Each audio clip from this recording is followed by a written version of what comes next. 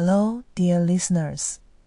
Today, we're going to talk about a hidden treasure of Chinese culture, the Tao Te Ching, also known as the Doctrine of the Mean. More than 2,500 years ago, during the spring and autumn period, Lao Tzu rode a green ox out of the Hangu Pass and was stopped by Yin Shi, the gatekeeper. This encounter inspired him to write this 5,000-word wisdom gem. It's not only the source of Taoist thought, but also a classic alongside the Analects of Confucius and the Book of Changes, influencing everything from Emperor Wen of Han's reign to modern-day corporate management and life philosophy.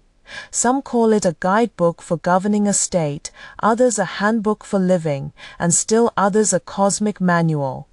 Today, let's delve into the world of the Tao Te Ching and explore the timeless wisdom this ancient sage has left us.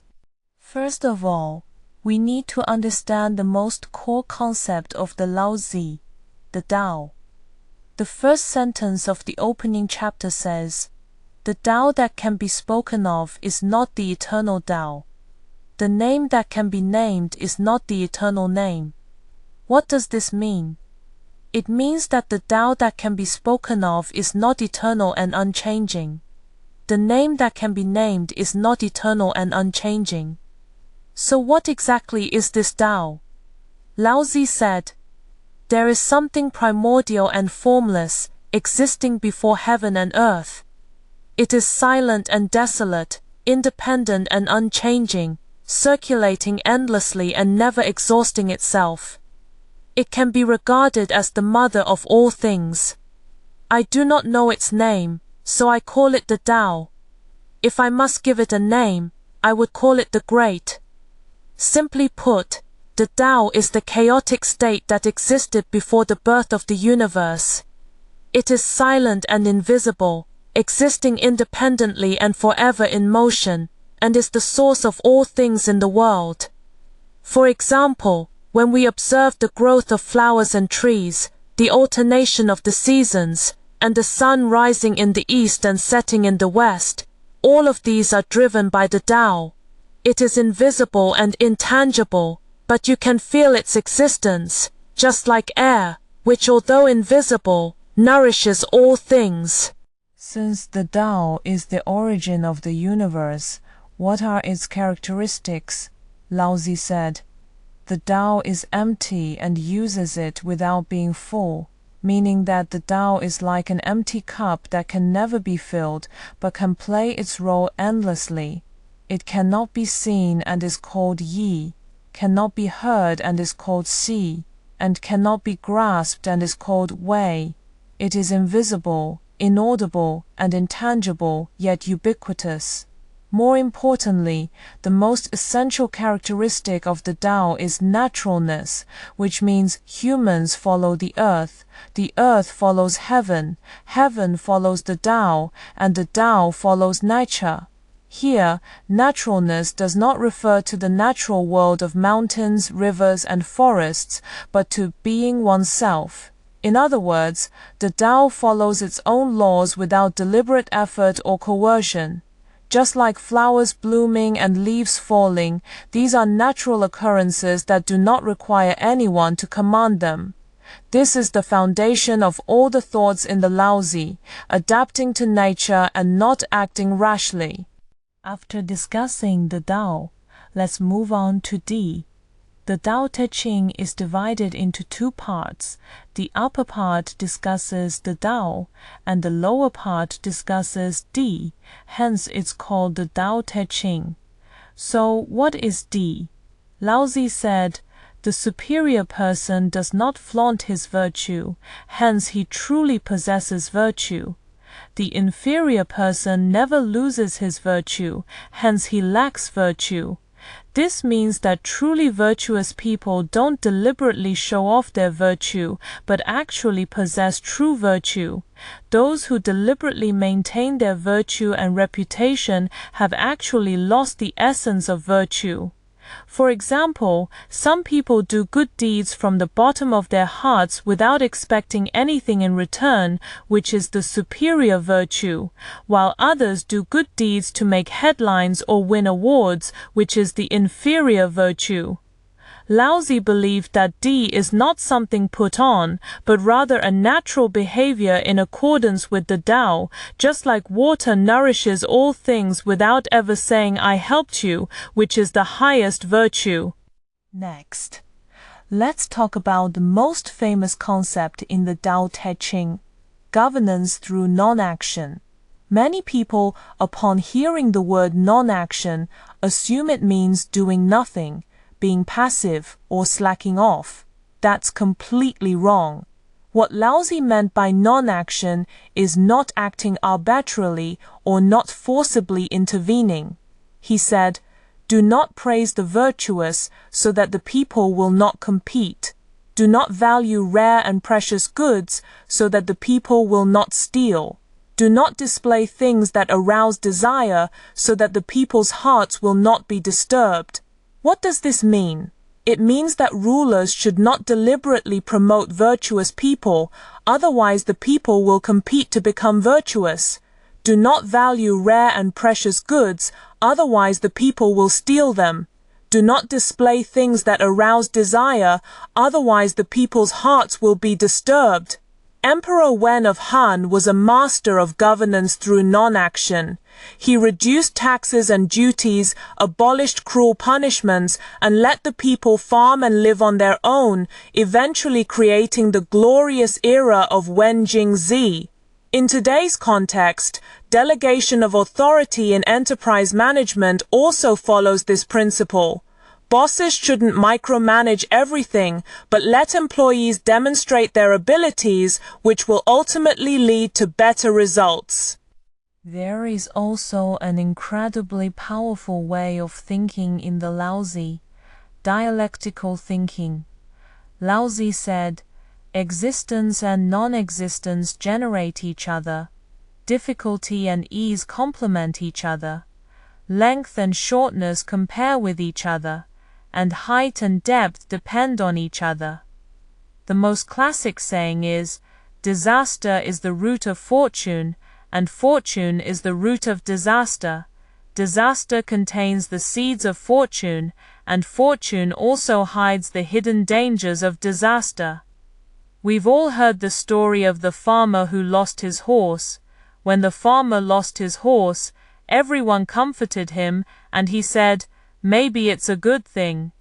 Later, when the horse brought back a good horse, everyone congratulated him, and he said, "Maybe it's a bad thing."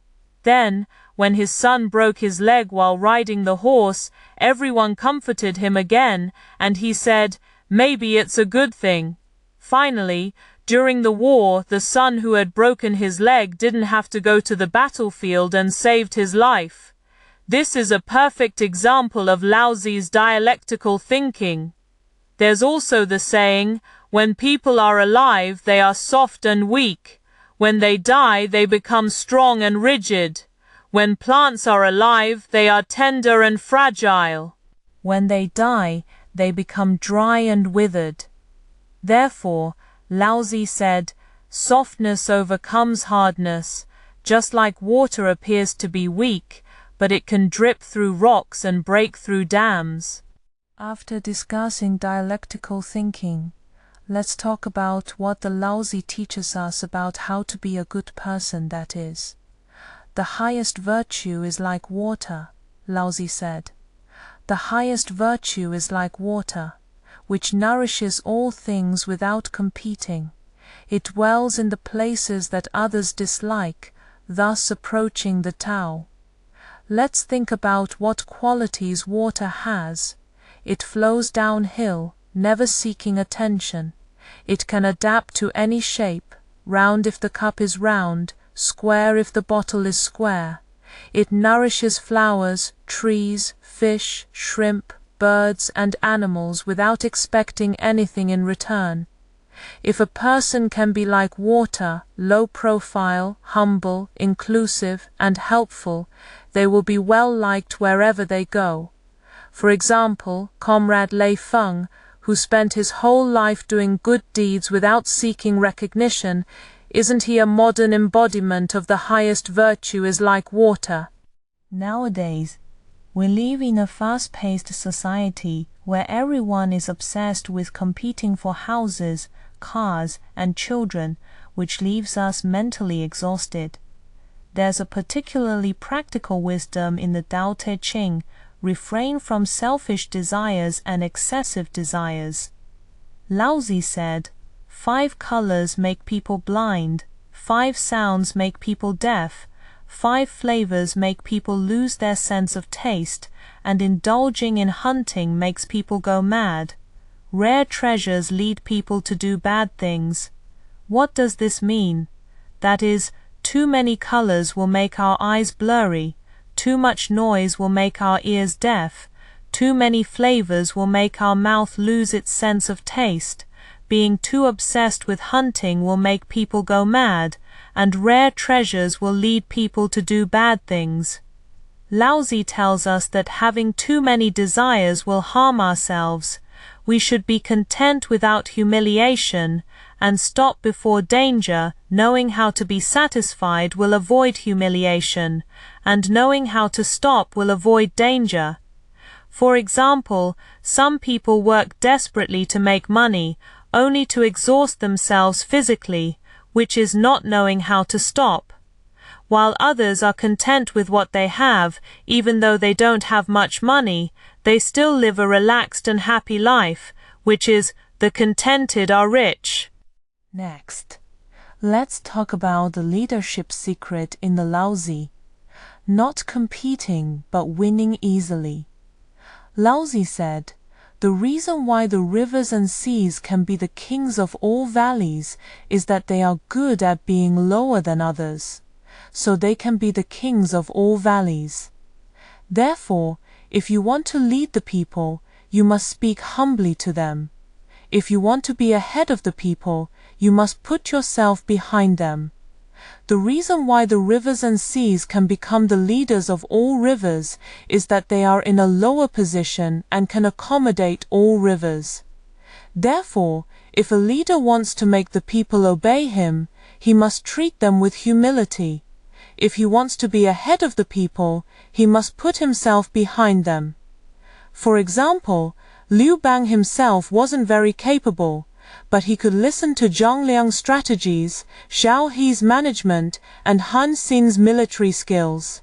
He also said, I am not as good at planning strategies as Zhang Liang, not as good at pacifying the people as Zhao He, and not as good at leading troops as Han Xin. It was because he was good at being lower than others that he was able to defeat Xiang Yu and establish the Han dynasties. Similarly, in modern enterprises, good bosses don't act arrogantly and will listen to employees' opinions so that employees will genuinely follow them. There is also an ideal society in the Tao Te Ching that is highly appealing: the small country with few people. Lao Tzu said, in a small country with few people, the weapons and tools are not used, and the people value death more than migration. Even if there are boats and chariots, they have no use for them. Even if there are armors and weapons, they have no place to deploy them. People will return to using primitive tools. They will enjoy simple food, beautiful clothing, peaceful living, and simple customs. Neighboring countries can see and hear each other, but people will never visit each other until they die. Many people say this is a regression, but in fact, this is Lao Tzu's utopia, a small country with a small population where people are self-sufficient and don't need complex tools or travel far away. Although there are boats and chariots, they don't use them. Although there are weapons, they don't use them. People use primitive tools to record things, eat well, wear warm clothes, live peacefully, and be happy.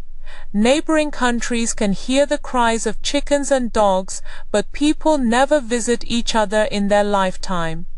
This is not a regression, but Lao Tzu's hope that people can stay away from wars and desires and live a peaceful and happy life. Just like the peach blossom spring described by Tao Yunming, which is a perfect embodiment of the small country with few people. After discussing the ideal society, let's talk about the view of life and death in the Lao Tzu. Lao Tzu said, "Achieve the utmost emptiness and maintain absolute stillness. When all things are in constant change, I observe their recurrence. All things in the world are in constant flux, each returning to their root. Returning to the root means being still, and being still means returning to one's true nature. Returning to one's true nature means being in harmony with the Tao, and understanding this law means being wise. This means that we should make our hearts as empty and peaceful as possible, and then observe the growth and changes of all things. Although there are many things in the world, they will eventually return to their roots. Returning to the root means being still, and being still means returning to the essence of life. Understanding this law means being wise." Lao Tzu believed that life and death are a natural cycle, just like the sprouting of seeds in spring and the falling of leaves in autumn, so there's no need to fear them. When Zhuangzi's wife died, he drummed and sang in celebration because he understood that life and death are natural laws and there's no need to grieve. Modern people fear death mainly because they don't understand the essence of life. Lao Tzu tells us that by following the laws of nature we can overcome our fear of death. At this point, some people might ask, is the wisdom of the Lao Tzu still relevant today? Absolutely. For example, now that everyone is in a rat race, Lao Tzu's concept of non-action can help us avoid blindly following the crowd and find our own rhythm. Now that everyone is anxious, Lao Tzu's principle of minimal self-interest and desires can help us let go of unnecessary desires and gain inner peace. Now that interpersonal relationships are complex, Lao Tzu's teaching of the highest virtue is like water can help us learn to be inclusive and humble. For example, Ren Zhengfei of Huawei greatly admires the Lao Tzu, saying, "Huawei should be like water, embracing all things and adapting to change."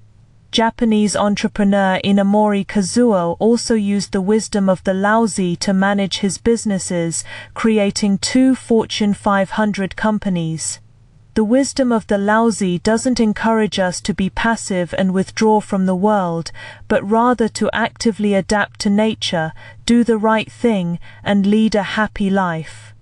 Finally, let's summarize the core wisdom of the Lao Tzu. First, Tao is the origin and law of the universe, and we should conform to it. Second, D refers to actions that follow Tao, and we should strive to be people of superior virtue. Third, Wu Wei means not acting rashly, and it is the highest form of governance and living. Fourth, dialectical thinking helps us see the two sides of things and not be deceived by superficial phenomena. Fifth, the highest virtue is like water, represents the highest ideal of human conduct. Sixth, reducing self-interest and desires is the secret to achieving happiness. Seventh, not competing but achieving victory is the core of leadership. Eighth, a small country with few people is the blueprint for an ideal society. Ninth, conforming to nature is the essence of the view on life and death. Every sentence of the Lao Tzu's 5,000 words is a wisdom that has been refined over thousands of years and is worth contemplating repeatedly. I hope everyone can apply these wisdoms to their lives and gain inner peace and happiness. That's all for today's explanation. Thank you for listening.